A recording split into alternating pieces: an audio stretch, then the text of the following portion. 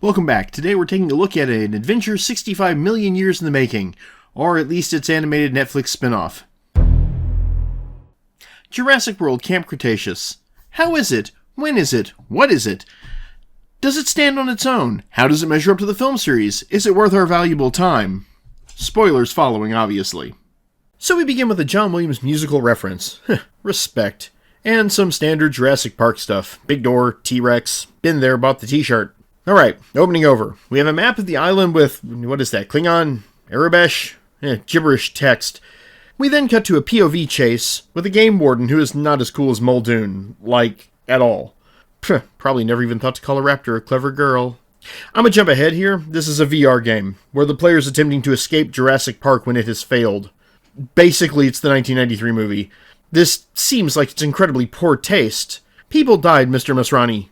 Ah, look at you, in your helicopter. I can't stay mad at you. Anywho, Not Muldoon says, I think we lost him, which everyone knows is a magical movie incantation that makes them appear. In this case, the them is raptors. Quelle surprise. Now you have to get to the chopper. Yes, we all know the reference. By outrunning raptors in open forest. Ready Player One falls into a pile of raptor bones, while Not Muldoon leaves his ass. Bolting to keep up, POV falls in the stream, and tries to tell Not Muldoon they can use the river to mask their, and Not Muldoon is Raptor Chow. Then a T-Rex shows up and it's game over. So it's time to start meeting our characters. We have mainish character Darius. I mean, technically this is going to be an ensemble cast, but Darius is our guy. And his older brother Brand, who doesn't go to the park so we can ignore him. So after some annoying sibling hijinks, we get exposition. If Darius and Dr. Merriweather can escape the island, Darius wins the game and gets a free trip to Jurassic World. But according to the gaming world, the game is unbeatable, which totally sounds like something the gamer community would declare. Okay, you can't see it, but I'm rolling my eyes right now. So we learn Darius's obsession over getting to Jurassic World is because a trip to the park was his and his dad's dream. His dad is dead, thus Darius's obsession. Wait a minute, dead parents? Let me check here. No? Not Disney. Weird. Anyway, Darius lies down and naps, then wakes with a start with an idea of how to beat the game that came to him in a dream. I assume that dream was Jurassic Park 3.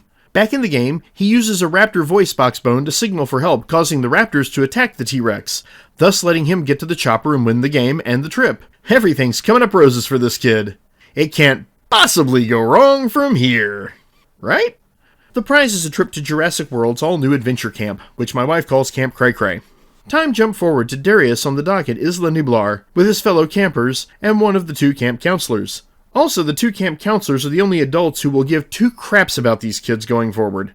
The counselors are Dave, nice guy but kind of a doofus, and Roxy, more competent, less of a doofus. Quick note, Roxy is voiced by Jamila Jamil, who played Tahani in The Good Place, which is an amazing show, and voiced Essentia in Star Trek Prodigy, in which she did a fantastic job. Now back to our main characters. We already know Darius, then there's Brooklyn, internet influencer, Sammy, who's bubbly and thrilled to be anywhere, Yaz, introvert track star, and Ben, who's a nerd. Roxy proceeds to outline all the camp activities, rock climbing, zip lining, and so forth. Ben isn't down with any of it, because he's more of an indoor nerd. Ben points out that the sixth member of their group isn't there.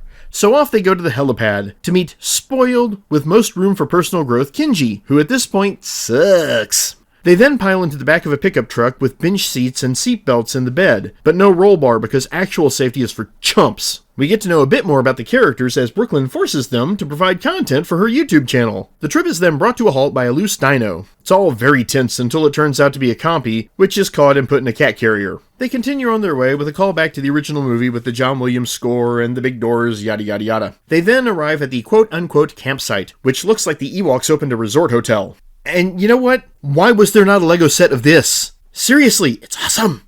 The counselors start laying out the rules, and Ben quietly pumps his fist because apparently he's a rules nerd too. Now, I don't want you to think I'm being too hard on Ben. I can relate as an indoor nerd myself. As everyone else goes off to claim a bed, Darius wants to see the compy, but he misses his chance. Disappointment abounds. But the counselors tell him there'll be more to do today.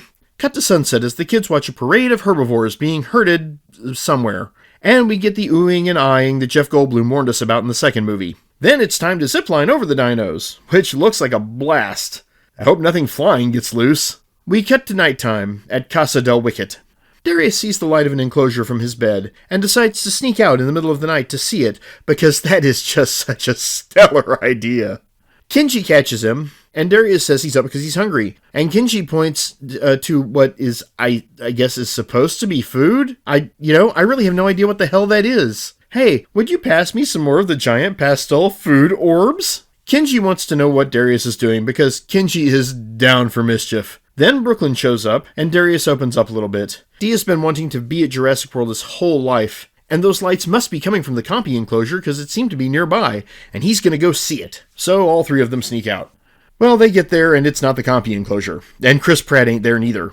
Kenji takes Brooklyn's phone, because, he's an entitled dick, and accidentally drops it into the enclosure. Spider Kenji then decides to climb down to get it, and finds himself in the service tunnel for the enclosure. Now, you saw the movie. It's the raptor training pen. Kenji sees a raptor and is petrified, but still snaps a pic and nearly gets his arm eaten by Blue. Freaking out, Kenji then runs to the gate, impressively without wetting himself. Brooklyn hits a button to open the gate and let him out, but it's the wrong button, and it opens the gate behind Kenji, to the raptors.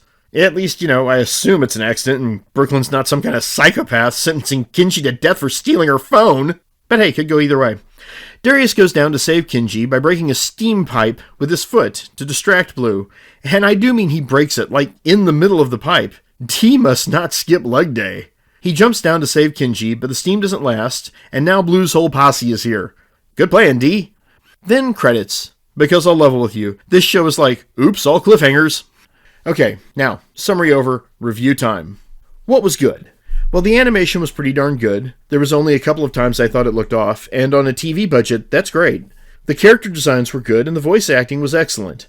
I liked that although part of the Jurassic World franchise, they didn't beat you over the head with specific references every couple of minutes. The film references they had made sense for the most part. I also liked that you don't know, at least in the pilot, where this takes place. It's before Jurassic World, but is it a year before? A month? 23 hours and 18 minutes? You don't know! Anyway, now the bad. With the exception of Darius, the other kids don't get much development in this episode. To me, it felt like you were given a name and a character trait, which they then reminded you of that trait as often as possible, i.e. Ben's a nerd, Kenji's an insufferable dick, and so on. Now, I know it gets better, but we're just looking at the first episode right now. Lastly, there is like zero night security to the Raptor training pen. Seriously? I have a problem with that. And the buttons for the gates aren't properly labeled. I have a bigger problem with that. Who the hell is running this place? Oh, right. So, overall, I give it a very strong 3 out of 5 stars. And that's that. I hope you enjoyed it as much as I did. And I guess I will see you next time. In the meantime, please do all those things that help a channel grow. Like, subscribe, set notifications, all that stuff. And I will see you next time. Have a good one.